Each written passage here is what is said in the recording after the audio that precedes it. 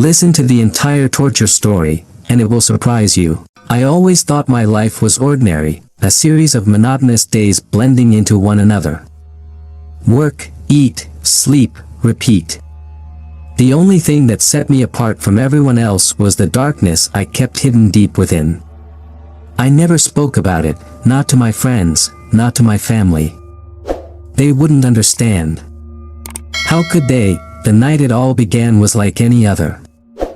I had just returned home from another exhausting day at work, the weight of the world pressing down on my shoulders. Little did I know, my life was about to take a turn into unimaginable horror. I was in bed, drifting into a restless sleep when I heard it. A faint creak, barely perceptible, but enough to snap me awake. My heart pounded as I strained to listen, hoping it was just my imagination. But then I heard it again, closer this time. Someone was in my house. Before I could react, a group of masked figures burst into my room. Panic surged through me as they grabbed me, their hands rough and unyielding. I fought back, but they were too strong. A cloth was pressed over my face, and the world went dark. When I came to, I was in a different place. Cold, damp, and reeking of decay. I was strapped to a chair in a dimly lit room. The walls were bare, the floor stained with old blood. My mind raced, trying to make sense of the situation. Why was I here? Who were these people? A door creaked open, and a figure stepped into the light. He wore a mask, but his eyes were visible, cold, calculating, devoid of any humanity. "Welcome, Alex," he said. His voice a chilling whisper. "We've been watching you." I struggled against my restraints, but it was futile. "What do you want from me?" I demanded, my voice trembling with fear and anger. The man chuckled, a sound that sent shivers down my spine. "We want to help you, Alex. To free the darkness within you." I didn't know how long I'd been unconscious. Seconds. Hours. Time had a way of distorting itself when fear sank its claws into you. My muscles ached from the strain of fighting against my bonds, my wrists raw where the rope bit into my skin. The masked man stood in front of me, his eyes, the only part of his face visible, gleaming with a sadistic curiosity. "Who are you?" My voice wavered, betraying the terror bubbling inside. "Names are unimportant," he replied. "What matters is what lies within you, Alex. We are here to help you embrace your true self." My mind spun. True self? What the hell was he talking about? "Let me go," I shouted, hoping someone, anyone, would hear and come to my rescue. The man's response was a soft, almost affectionate laugh. "Shouting won't help you, Alex. No one is coming." He stepped closer, placing a cold, gloved hand on my shoulder. "You see, we believe that every person has a darkness within them, a primal, violent force waiting to be unleashed. Society forces us to suppress it, but we embrace it."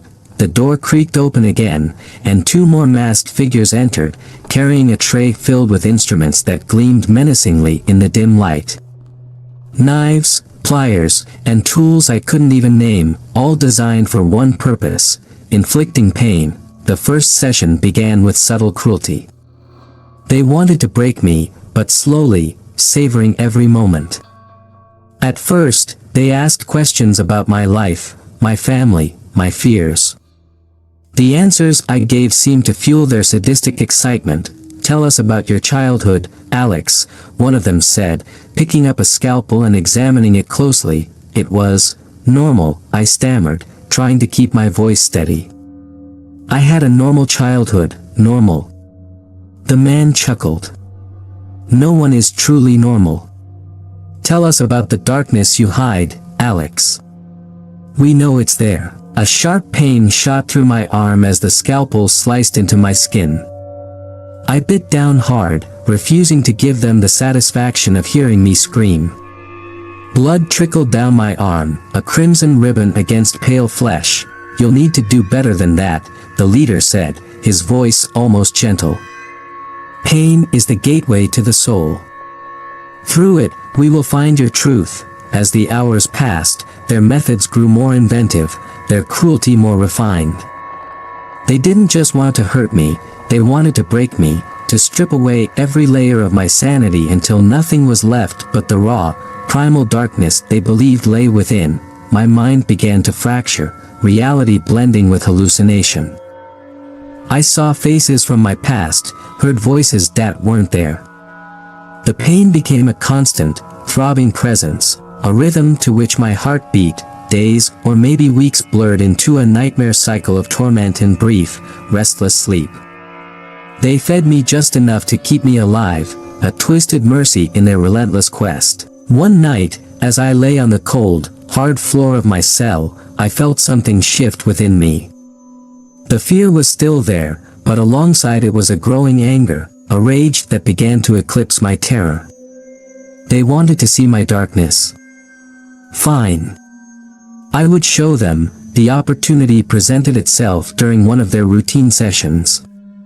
The leader had grown complacent, confident in my broken state. But I had been watching, waiting, learning their patterns. When he leaned in to whisper another question, I lunged, snapping my bonds with a strength I didn't know I possessed. I grabbed the scalpel from his tray and plunged it into his throat. His eyes widened in shock, blood gushing from the wound as he staggered back, clawing at his neck. The others rushed to help him, momentarily forgetting about me. I didn't waste opportunity. I grabbed a heavier tool, a hammer, and brought it down on the nearest masked figure's head with a sickening crunch. Blood and brain matter splattered across the floor as he crumpled. One night, as I lay on the cold, hard floor of my cell, I felt something shift within me. The fear was still there, but alongside it was a growing anger, a rage that began to eclipse my terror. They wanted to see my darkness. Fine. I would show them. The opportunity presented itself during one of their routine sessions. The leader had grown complacent, confident in my broken state. But I had been watching, waiting, learning their patterns. When he leaned in to whisper another question, I lunged, snapping my bonds with a strength I didn't know I possessed. I grabbed the scalpel from his tray and plunged it into his throat. His eyes widened in shock, blood gushing from the wound as he staggered back, clawing at his neck. The others rushed to help him, momentarily forgetting about me. I didn't waste opportunity. I grabbed a heavier tool, a hammer, and brought it down on the nearest masked figure's head with a sickening crunch. Blood and brain matter splattered across the floor as he crumpled. Finally, I reached the heart of the warehouse, a large room where the remaining cultists had gathered. They were armed, waiting for me, their fear palpable. "It's over, Alex," one of them said, his voice shaking. "You can't win, can't I?" I replied, stepping into the room. "You've already lost." The fight was brutal, savage. They were desperate, but I was beyond fear, beyond pain. I moved like a shadow, striking with lethal precision. One by one, they fell, their blood mingling with that of their comrades. The last one standing was the cult leader's second-in-command, a tall, wiry man with a cruel smile. "You think this changes anything?" he sneered. "There are more of us. You can't stop what we've started. Watch me," I growled, and with a final, ferocious blow, I ended him. I stood amidst the carnage, the silence deafening in the aftermath of the slaughter. The warehouse was a tomb, a monument to the darkness that now consumed me. I stepped outside into the cold night air, the first rays of dawn breaking on the horizon. I was free, but I was no longer the person I had been. The darkness was part of me now, and I embraced it. As I walked away from the warehouse, I knew there would be more like them, more who sought to unleash the darkness within. But now, I was ready. I would hunt them, destroy them, and revel in the violence they had awakened. The world would never be the same.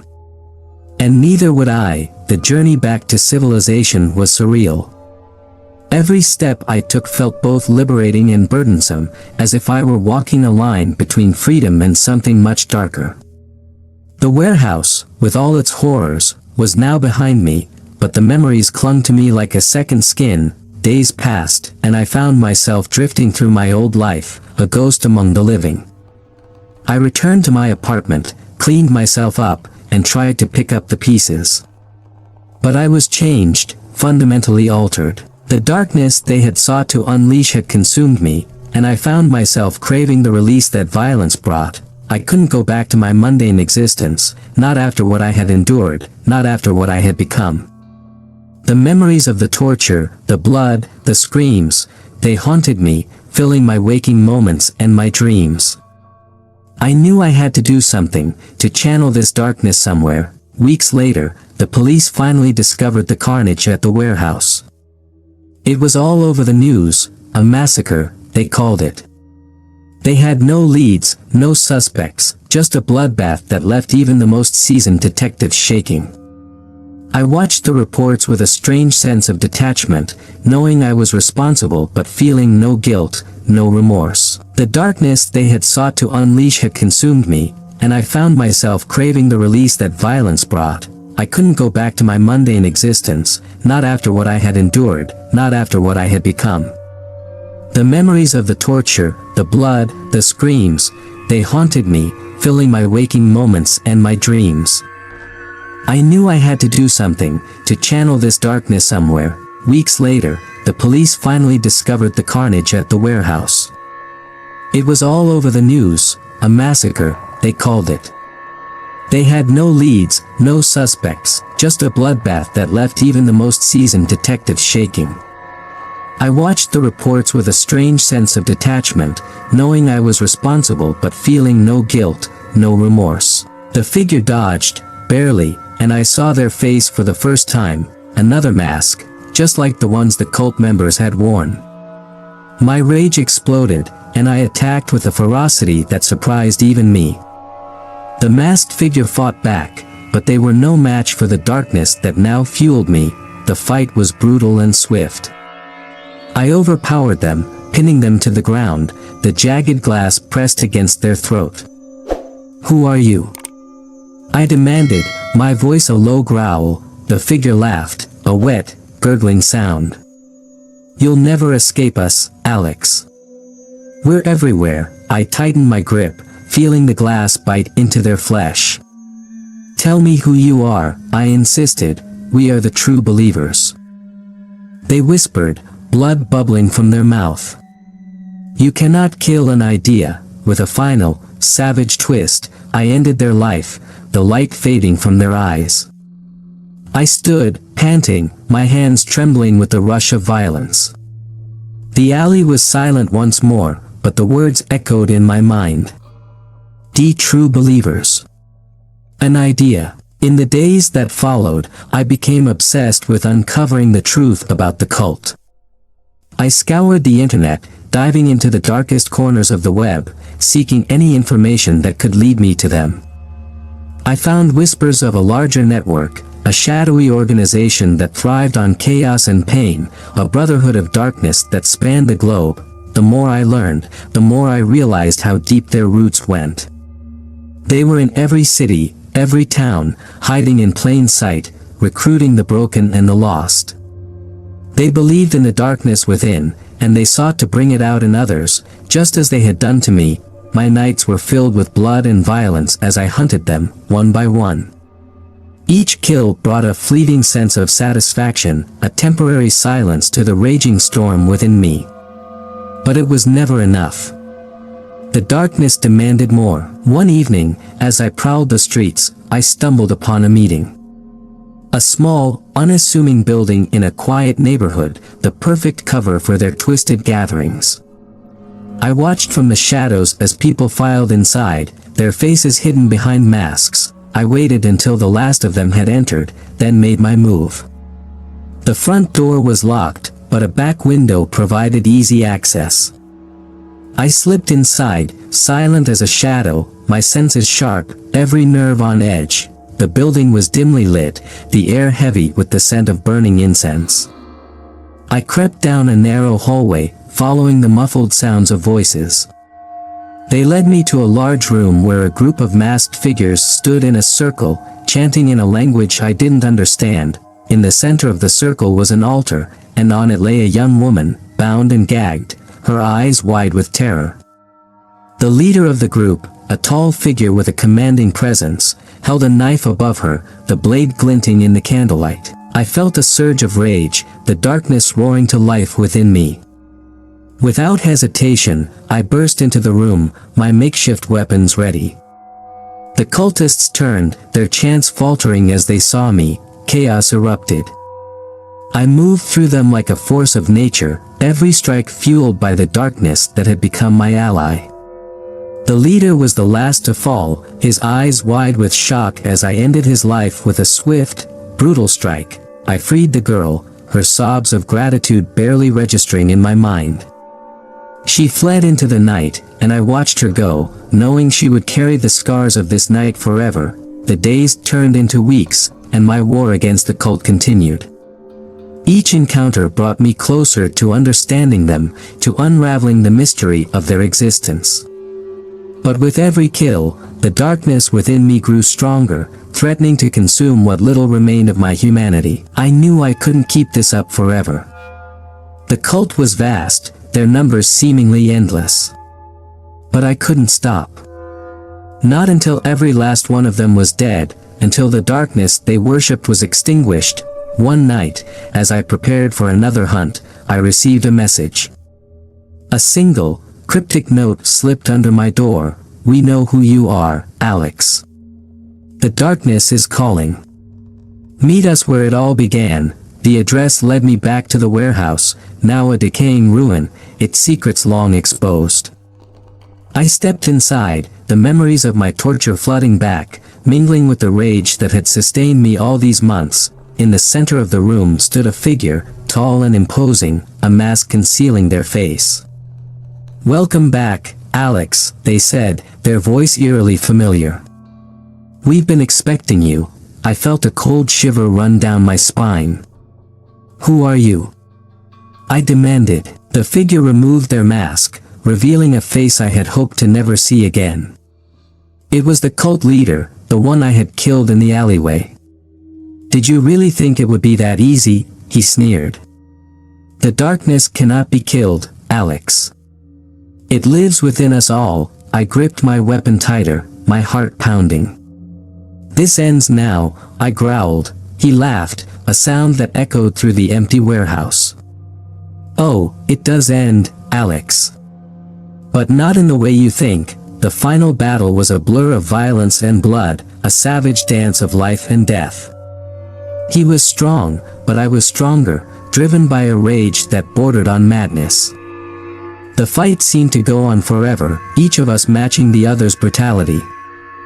The darkness within us clashing with a fury that shook the very foundations of the warehouse. In the end, I stood victorious, my enemy lying broken at my feet.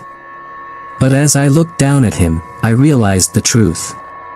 He wasn't the true leader, merely another pawn, a puppet controlled by something much darker. I had won the battle, but the war was far from over. The darkness still called to me, whispering promises of power and vengeance. I knew I couldn't escape it, couldn't outrun the shadows that now defined my existence. As I walked away from the warehouse for the final time, I felt a strange sense of peace. The darkness was part of me, but I had learned to control it, to harness its power. I was no longer a victim, no longer a pawn in their twisted game. I was the darkness, and I would continue to hunt those who sought to unleash it upon the world.